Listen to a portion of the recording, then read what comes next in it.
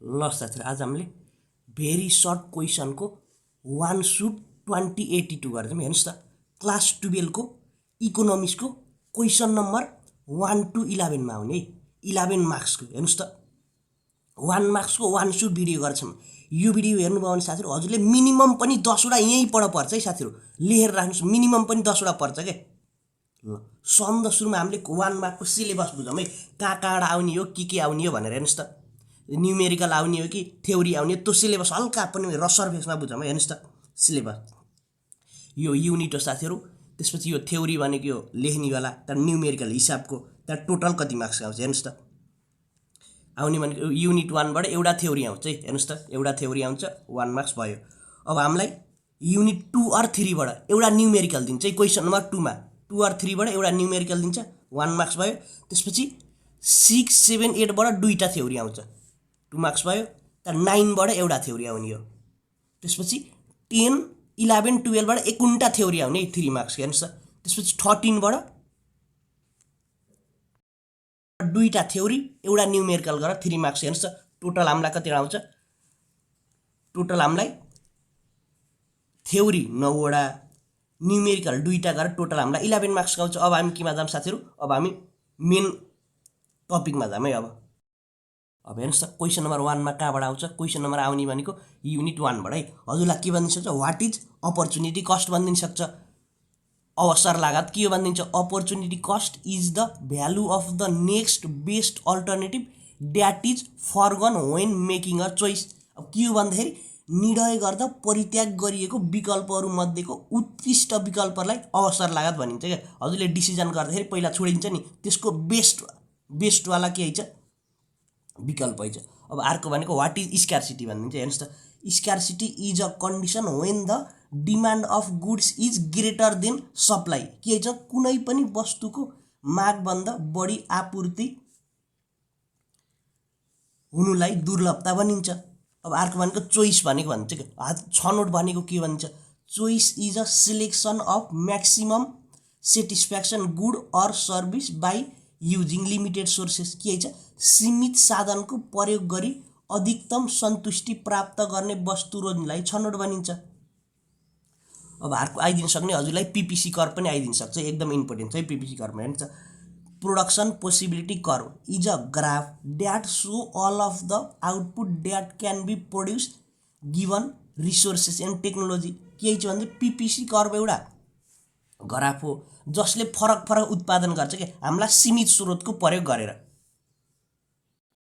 अब अर्को हेर्नुस् त, problem of allocation of resources, साधन बाँडफाँडको समस्या है। हेर्नुस् त, हाउ मच टु प्रोड्युस, कति उत्पादन गर्ने, हाउ टु प्रोड्युस, कसरी उत्पादन गर्ने। त्यसपछि अर्को भनेको एडभान्टेज है, advantage of labour division or specialisation है। श्रम विभाजन र विशिष्टीकरणको फाइदा भनेर लेख्ने के। फाइदा के हो? अब हेर्नुस् त, फाइदा भनेको एकदम सजिलो। हेर्नुस् त, रिड्युस अफ मिस्टेक, त्रुटि कमी हुन्छ, सेभिङ टाइम। अब एकदम एक्सपर्टलाई काम गर्न पठाउने भने त के हुन्छ? छिटो पनि हुन्छ। अब यिनीहरूको डिसएडभान्टेज साथै दुईटैको एउटै चाहिँ हुन्छ, त्यही भएर एउटै पढ्दिन्छ, दुईटै पढ्न त गाह्रो भन्दा। हेर्नुस् त, डिसएडभान्टेजमा मोनोटोनी, त्यसपछि इन्क्रिज इन कस्ट। अब एक्सपर्टलाई त के गर्यो? एकदम धेरै पेमेन्ट गर्नु पर्यो, त्यही भएर धेरै कस्ट आउने भयो। अब अर्को फेरि फिचर्स अफ क्यापिटलिस्टिक इकोनोमी है। हेर्नुस् त, पुँजीवादी अर्थतन्त्रको विशेषता, राइट टु प्रोपर्टी, सम्पत्तिको अधिकार हुन्छ, त्यहाँबाट कम्पिटिसन, त्यहाँबाट प्रतिस्पर्धा पनि हुन्छ। त्यसपछि फिचर अफ मिक्स इकोनोमी है। हेर्नुस् त, मिक्स इकोनोमीको फिचर के छ? इन्डिभिजुअल फ्रिडम, व्यक्तिगत स्वतन्त्रता हुन्छ के। इकोनोमिक प्लान, आर्थिक योजना। अब क्वेसन नम्बर 2 मा, अब क्वेसन नम्बर 2 मा साथै हजुरलाई न्यूमेरिकल आउने हो। कुन न्यूमेरिकल भन्दाखेरि यहाँ मैले जे सिकाउँछु नि, नम्बर मात्र चेन्ज भएर आउने है। क्वेसन त यही चाहिँ पर्ने हो, बुझ्नु नि, क्वेसन यही पर्ने हो, नम्बर मात्र चेन्ज हुने, नम्बर हजुरले बनाउन सक्नु पर्यो। हेर्नुस् त, के भनिदिन्छ? If total cost is 1000 and total revenue is 1200, find the profit. अब प्रोफिट कसरी निकालिन्छ? Profit is equal to revenue minus cost. हेर्नुस् कति छ? Total cost TC 1000, total revenue 1200। प्रोफिटलाई हामीले केले दिने गर्छौँ? पाइले दिने गर्छौँ। Pi is equal to TR minus TC. Profit हाम्रो 200 हुने भयो। यति सजिलो। अब यो त गर्न सक्नुहुन्छ। अब अर्को हेर्नुस् त, के भनिन्छ? If a seller sells 10 piece of pen at a price of 1000, 10वटा पेन बेच्छ गरे एउटाको प्राइज 100, त्यसमा टोटल रेभेन्यू निकाल्ने। टोटल रेभेन्यू निकाल्न सजिलो, हेर्नुहोस् त, नम्बर अफ प्राइज, यसलाई पी गरे पनि भयो, क्यू गरे पनि भयो, केही हुँदैन। पर रेट, आर रेट कति रहेछ 100, हेर्नुहोस् त, क्वान्टिटी कति हो 10वटा, रेट कति हो 100, हाम्रो टोटल रेभेन्यू 1000 हुने भयो। अब अर्को है, अर्कोमा फेरि के निकाल्नु पर्छ, हेर्नुहोस् त, a firm produce 20 unit of output where its total fix cost are R 200, find AFC. अब एएफसी भनेको एभरेज फिक्स कस्ट निकाल्नु भने यो त सजिलो हो, के गर्ने, टोटल आउटपुट 20 हो, टोटल फिक्स कस्ट कति हो 200, एएफसी निकाल्नलाई के गर्नुपर्छ, हामीले डिभाइड गर्नुपर्छ क्वान्टिटीले, TFC divided by Q, 200 divided 20 गर्दा कति हुन्छ 10 हुन्छ। क्वेसन नम्बर 3 को लागि हेर्नुहोस् त, रोल अफ ब्याङ्किङ सिस्टम। अब ब्याङ्किङ प्रणालीको भूमिका हेर्नुहोस् के छ, क्यापिटल फर्मेसन, त्यहाँबाट अपलिस्टिङ अफ पुवर, पुँजी निर्माण र गरिबको उत्थान छ। अब अर्को जान्न पर्ने भनेको वर्ल्डको फर्स्ट ब्याङ्क कुन हो, वर्ल्डको first central bank rig bank है, कहिले स्थापना भएको भन्दा सन् 1656 मा है, स्विडेनमा भएको है, नजुकिने, आइदिन सक्छ 1 मार्क्समा। नेपालको फेरि कुन हो, नेपालको सेन्ट्रल ब्याङ्क कुन हो, नेपाल राष्ट्र ब्याङ्क, कहिले स्थापना भएको थियो, विक्रमसम्म 2013 वैशाख 14 गते, नजुकिने, यो इङ्ग्लिस डेटमा, यो नेपाली डेटमा है। अब अर्को हेर्नुहोस् त, वाट इज मोनेटरी पोलिसी भनिदिन्छ कि, monetary policy is a set of action to control a nation's overall money supply and achieve economic growth. के छ हेर्नुहोस् त, अर्थव्यवस्थामा मुद्राको प्रवाह उचित व्यवस्थापनका लागि मौद्रिक अधिकारीले अपनाएको नीतिलाई मौद्रिक नीति भनिन्छ। अब हेर्नुहोस् यसको टाइप पनि हेरौँ है, दुई टाइपको हुन्छ है, एउटा एक्सपेन्सनरी हुन्छ विस्तारित, एउटा भनेको कन्ट्यासनरी है, सङ्कुचनकारी। अब अर्को जान्न पर्यो भनेको वाट इज मनी मार्केट है, money market is a component of the economy that provide short term funds less than 1 year. अब यहाँ चाहिँ हजुरलाई क्यापिटल भन्ने क्यापिटल मार्केट भन्ने के गर्नुहुन्थ्यो, सर्ट टर्मको ठाउँमा लङ टर्म गर्नुहुन्थ्यो, मोर देन 1 इयर भन्ने सजिलो, एकदम सजिलो। हेर्नुहोस् त, मुद्रा बजार एउटा त्यस्तो बजार हो जहाँ 1 वर्षभन्दा कम समयको कर्जाको कारोबार हुन्छ। अब पुँजी बजार भन्नु भने त्यस्तो बजार हो जहाँ 1 वर्षभन्दा बढीको कारोबार हुन्छ, सकियो, एकदम सजिलो। अब क्वेसन नम्बर 4 को लागि हेर्नुहोस् त, क्वेसन नम्बर 4 को लागि पब्लिक फाइनेन्स। अब पब्लिक फाइनेन्स के छ, public finance is an investigation into the nature, आइयो हेर्नुहोस् त, investigation into the nature and principle of the state revenue and expenses. के छ, सार्वजनिक वित्त भनेको राज्यको राजस्व र खर्चको प्रकृति र सिद्धान्तको अनुसन्धान हो।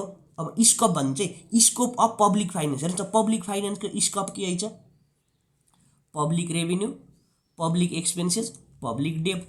स्कोप भनेर सोध्यो भने write the scope of public finance भनेर यस्तो चित्र गराएर गरिदिनुहोस्। अब अर्को भनेको रोल अफ पब्लिक फाइनेन्स है, सार्वजनिक वित्तको भूमिका, उताको चाहिँ सेम, हेर्नुहोस् त, capital formation, economic stability.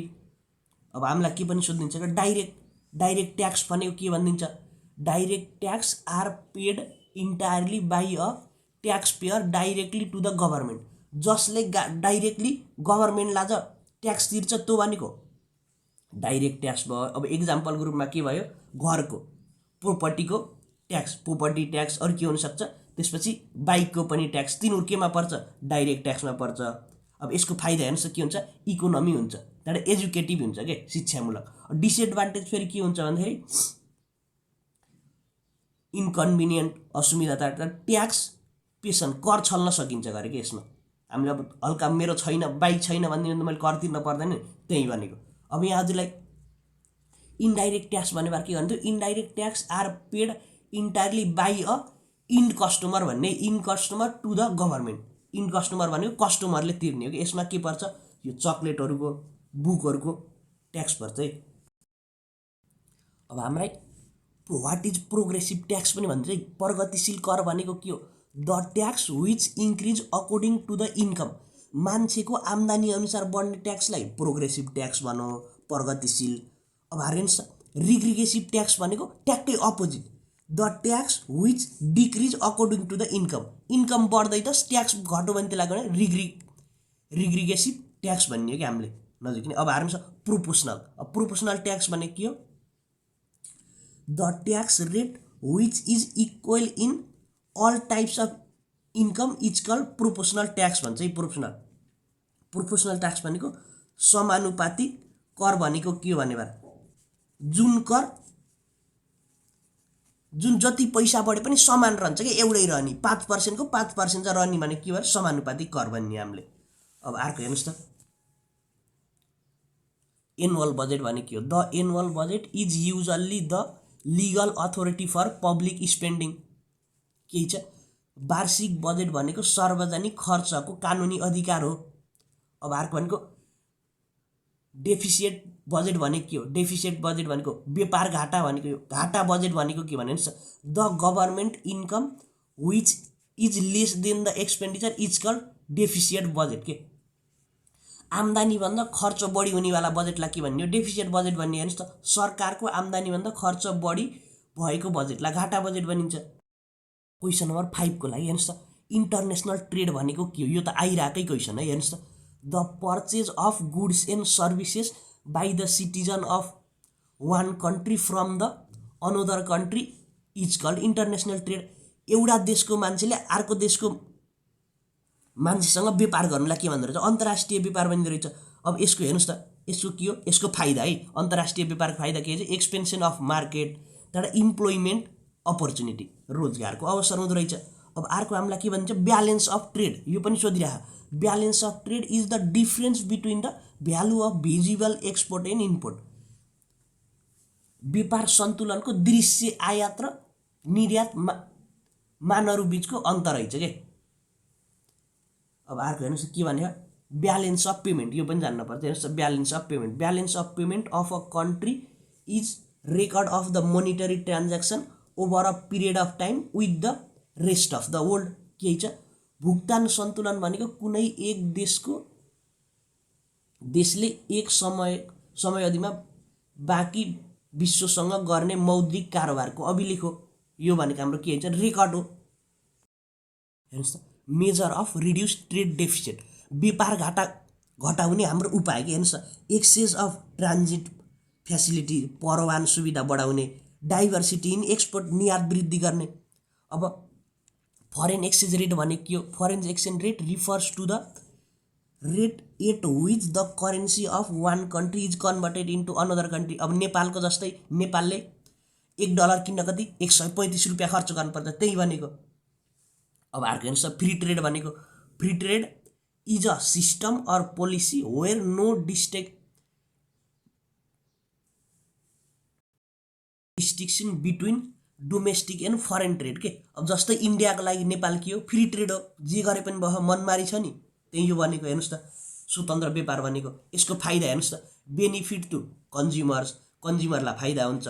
Check on monopoly. अब मोनोपोलीलाई त्यस्तो हुँदैन, अब मोनोपोली गर्न पाउँदैनन् व्यापारीहरूले। मैले जति भने त्यति। अब इन्डियाबाट सामान आउने भएपछि त के हुने भयो? सस्तो दरमा बेच्न पर्यो। अब अर्को हेर्नुहोस् त, प्रोटेक्सन भनेको के हो? The government intervention in international trade for both economic reason it call protection. के अब जस्तै प्रोटेक्सन भनेको यो तेलको लागि छ नि, यो तेलको लागि प्रोटेक्सन हो। क्या बाहिर कसै मान्छेले जो पाइले तेल बेच्न पाउँछ? पाउँदैन नि, निश्चित मान्छेले मात्र पाउँछ नि, त्यो भनेको प्रोटेक्सन हो। अब यसको फाइदा हेर्नुहोस् त, फाइदा भन्दा पनि बेफाइदा जानु यसको। हेर्नुहोस् त, बेफाइदा के हुन्छ? लुज अन कस्टमरलाई के हुन्छ? घाटा हुन्छ। यो भनेको डिसएडभान्टेज है। क्रिएसन अफ मोनोपोली के हुन्छ? मोनोपोली क्रिएसन हुन्छ कि यही ट्याक्क अपोजिट गराइदिने। यो भनेको डिसएडभान्टेज है, नजुकिनलाई। अब हाम्रो poverty is a condition where a person is passed away from the basic need. आधारभूत आवश्यकता नपाएको अवस्थालाई के मिल्दो रहेछ? गरिबी बनिदो रहेछ। हेर्नुहोस् त, गरिबी कस्तो प्रकारको हुन्छ? गरिबी भनेको एउटा एब्सोल्युट गरिबी हुँदो रहेछ। एब्सोल्युटलाई साथै निरपेक्ष भन्छ, हल्का तलमाथि भयो है नेपालीमा। एब्सोल्युट पोभर्टी भनेको निरपेक्ष गरिबी। यसमा भनेको मान्छेले बेसिक निड चाहिँ फुलफिल हुँदैन के। The poverty which has not reach the basic needs is call absolute poverty. यसमा बेसिक निड पुरा चाहिँ हुँदैन कि, मान्छेलाई खानै नपाएको हुन्छ, बुझ्नु नि। अब रिलेटिभ पोभर्टी भनेको अब रिलेटिभ पोभर्टी भनेको अरूको तुलनामा अलिक कम हुनुलाई त्यसलाई भन्छ के भन्छ सापेक्ष गरिबी। कस्तो भन्दाखेरि अब हामी भनेको त अब विनोद चौधरीको हिसाबमा अब हामी सबै के छौँ गरिब छौँ, हामी भनेको रिलेटिभ पोभर्टी भइयो कि बुझ्नु नि, रिलेटिभ पोभर्टी अरूको तुलनामा कम धनी हुनुलाई के भन्छ रिलेटिभ पोभर्टी। यतिको बुझ्नुहोस्, कम्पेरिजन गर्दाखेरि के अरूकोसँग कम्पेरिजन गर्दाखेरि गरिब हुनुलाई रिलेटिभ पोभर्टी भनिन्छ। यो भनेको जुनसुकै मान्छे पनि हुनसक्छ, कोही पनि हुँदैन के, सबै मान्छे रिलेटिभ पोभर्टी हुन्छ। अब कोही न कोही भन्दा कमी त भइहाल्छ त्यो भनेको। अब यसको रिजन हेर्नुहोस् त, इनइक्वालिटी, त्यहाँबाट ल्याक अफ एजुकेसन, यो जेमा पनि गर्न मिल्यो है, इम्प्लोइमेन्टमा पनि गरिदिनु पऱ्यो, त्यसपछि अरू केमा सबमा रिजन सोधिदियो भने यही चाहिँ लगाइदिने है नजुकिकन। अब हेर्नुहोस् त अर्को भनेको इम्प्लोइमेन्ट, बेरोजगारी भनेको के हो, employment is condition where physical and mentally capable person has not work. सक्षम मान्छेले काम नपाएको अवस्था के हो, बेरोजगारी हो। हेर्नुहोस् त बेरोजगारीको कारण के हुनसक्छ, असमानता, अशिक्षा, यहीँ चाहिँ लेखिदिनुहोस्, केही हुँदैन। अब एचडिआई भन्नु, वाट इज एचडिआई भन्नु चाहिँ, HDI is a index use to rank country based on their life expectancy, education, per capita income.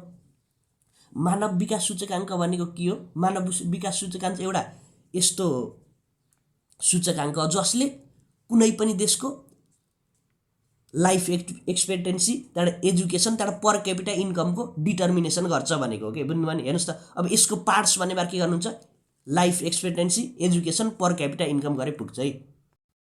Question number 6 लाई हेर्नुहोस् त, वर्ल्ड ट्रेड अर्गनाइजेसन WTO को फुल फर्म जान्न पर्यो। यसको स्थापना कहिले भएको हेर्नुहोस् त, इस्टाब्लिसमेन्ट कहिले भएको 1 जनवरी 1995, यो सनमा है, स्विजरल्यान्डको जेनेभामा भएको है नजुकिने। यसको काम के हो, काम उद्देश्य जे भने पनि बुझ्नु नि, पर्पज जे भन्नु नि, solving problem of trade, creating trade contract, बुझ्नुहुन्छ नि, व्यापारको द्वन्द्वहरू हटाउने, त्यसपछि कन्ट्र्याक्ट उसको सम्झौता, व्यापार सम्झौता गर्ने हो कि। अब साप्टाको फुल फर्म हेर्नुहोस्, साप्टाको full form South Asian free trade area, establishment कहिले भएको 1 जनवरी 2006। अब अर्को भनेको रेमिट्यान्स, वाट इज रेमिट्यान्स गरे हेर्नुहोस् त, रेमिट्यान्स पनि त सबैलाई थाहा, remittance is a money transfer from one country to another country by doing legal work, वैधानिक काम गरेर स्वदेशमा पठाएको पैसा हो। अब यसको फाइदा र बेफाइदा हेर्नुहोस् है। फाइदा भनेको इम्प्रुभ लाइफ स्ट्यान्डर्ड, तर पोभर्टी एलिभेसन, तर डिसएडभान्टेज है उसको, रेमिट्यान्सको डिसएडभान्टेज हेर्नुहोस्, डिक्रिज इन प्रोडक्सन, तर प्राइस राइज, अब देशमा त मूल्य बढ्छ काम गर्ने मान्छे चाहिँ नभएपछि। क्वेसन नम्बर 7 को लागि हेर्नुहोस् त, डेभलपमेन्ट प्लानिङ भनेको हल्का लाभ है, यति पढ्न पर्छ साथी। हेर्नुहोस् त, the rational contract of the economic force for the attainment of a well defined objective within a given period of time is called development planning है। विकास योजना भनेको के हो, निश्चित अवधिभरिमा लिएको लक्ष्य सम्पन्न गराएर तयार पारेको ढाँचालाई विकास योजना भनिन्छ है। हेर्नुहोस् त, अब विकास योजनाका राष्ट्रिय, हाम्रो वर्तमान विकास योजनाका राष्ट्रिय उद्देश्य हेर्नुहोस् त, national objective of current plan. अब करेन्ट हाम्रो कुन चलिरहेको भन्नुहोस् त, 15 हो कि 16 कमेन्ट गर्नुहोस् त ल, कतिको थाहा रहेछ हजुरलाई। यसको हेर्नुहोस् त अब्जेक्टिभ भनिदियो हजुरलाई, त्यसपछि यसको विशेषता भनिदियो एउटा है नजुकिने, पोभर्टी एलिभेसन, इन्क्रिजमेन्ट अफ प्रोडक्टिभिटी, एउटा है नजुकिने।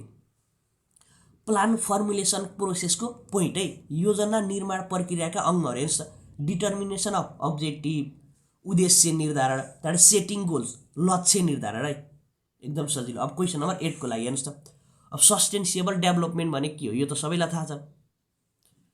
Sustainable development is a way of growing the economic, preserving the environment for the future generation.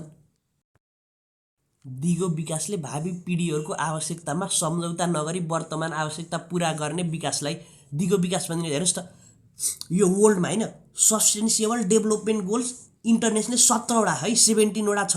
पहिलो भनेको फर्स्ट सस्टेनेबल डेभलपमेन्ट गोल्स कुन हो भने के छ, नो पोभर्टी है। नो पोभर्टी भनेको पहिलो भनेको गरिबीको अन्त्य, दोस्रो भनेको जिरो हङ्गर है, दोस्रो भनेको जिरो हङ्गर। यति दुईवटा मात्र जाने पुग्छ हामीलाई। त्यहाँबाट नेपालसँग रिलेटेड नभएको भनेको 14 लाइफ बिलो वाटर, जमिन मुनिको जीवन, यहाँ हाम्रो समुद्र छैन नि, त्यही भएर।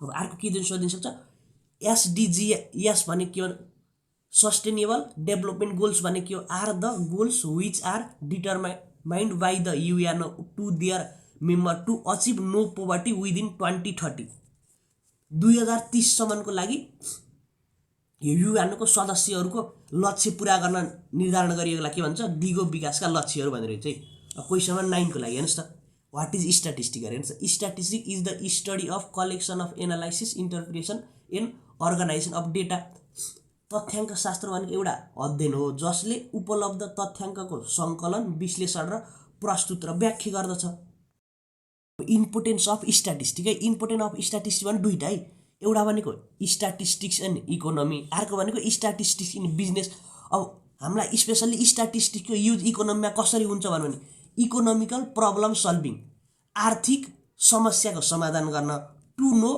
कन्जप्सन प्याटर्न उपयोगको रुचिको प्याटर्न जान्नको लागि के अब अर्को हेर्नुहोस् स्ट्याटिस्टिक युज इन बिजनेसमा फेरि कसरी हुन्छ टु नो कस्टमर चोइस कस्टमरको चोइस जान्नको लागि त्यहाँबाट प्रोभाबिलिटी निकाल्नको लागि है बिजनेसमा अब स्ट्याटिस्टिकको लिमिटेसन हेर्नुहोस् डजन्ट स्टडी क्वान्टिटेटिभ फिनोमिना गुणात्मक तथ्याङ्क अध्ययन गर्दैन अर्को भनेको डजन्ट डिल विथ इन्डिभिजुअल व्यक्तिगत एकाइको अध्ययन गर्दैन अब क्वेसन नम्बर 10 को लागि हेर्नुहोस् त प्री रिक्वेसिट अफ डेटा कलेक्सन तथ्याङ्क सङ्कलनका पूर्व शर्तै स्कोप अफ इन्क्वायरी अनुसन्धानको क्षेत्र अब्जेक्टिभ अफ इन्क्वायरी अनुसन्धानको उद्देश्य दुईटा 1 मार्क्सलाई दुईटा लेखे इनफ हुन्छ धेरै लेख्ने होइन है हामीलाई धेरै जस्तो रिजन हालिरहेको हुन्छ क्या why primary data is reliable भनिदिन्छ क्या why primary data is reliable than secondary भनिदिन्छ किन हेर्नुहोस् त प्राथमिक तथ्याङ्क बढी विश्वासिलो हुन्छ किन यसमा टाइम कन्ज्युमिङ हुन्छ अर्को भनेको हाई कस्ट एकदम खर्च लाएर गरेको हुन्छ क्या एक्जामको लागिमा इन्टरभ्यू तर क्वेसनरी मेथड है अब सोर्स अफ सेकेन्डरी डेटाको सोर्स के हो बुक न्युज पेपर नजुकिनु प्रब्लम अफ डेटा कलेक्सन गर्दा प्रब्लम हेर्नुहोस् त बायसनेस पश्चाताप हुन सक्यो ल्याक अफ एजुकेसनको कमी हुन सक्यो अब क्वेसन नम्बर 11 मा के आउँछ न्युमेरिकल आउँछ यही दुईटा प्याटर्नबाट एउटा आउने नजुकिनुलाई क्वेसन नम्बर मात्र फरक हो के भनिदिन्छ फाइन्ड मिन निकाल्नै आउँछ कि हामीलाई हेर्नुहोस् मिन निकाल्ने के हो मिन भनेको मिन इज इक्वल टु यहाँ यो इन्डिभिजुअलमा हो यो सबैलाई जोड्दिन डिभाइड हेर्नुहोस् कति राखा 1 2 3 4 चार आउनाले कति भयो मिन भनेको 21.5 आयो एउटा भनेको यो कन्डिसन अर्को भनेको नम्बर दिएर दिन्छ कि एबिसिडी दिन्छ कि हामीलाई मिन दिन्छ यो ए को भ्यालु निकाल बी को भ्यालु निकाल भन्छ यसमा के गर्ने मिनको ठाउँमा कति राख्नुहुन्छ 16 है साथीहरु 16 इज इक्वल टु यो सबै जोड्नुहुन्छ हैन कति राखा 1 2 3 4 राखा 4 ले डिभाइड गर्नुहुन्छ n भयो यस्तो भयो के समेसन n हो नि फर्मुला त यही भयो डाइरेक्ट गरे पनि भयो यो यता इन्टु गर्न गयो यहाँ सिमबाट कति हुन्छ 50 हुन्छ a को भ्यालु 54 निक्लियो अब कुनै पनि डाउट छ भने कमेन्ट गर्नु होला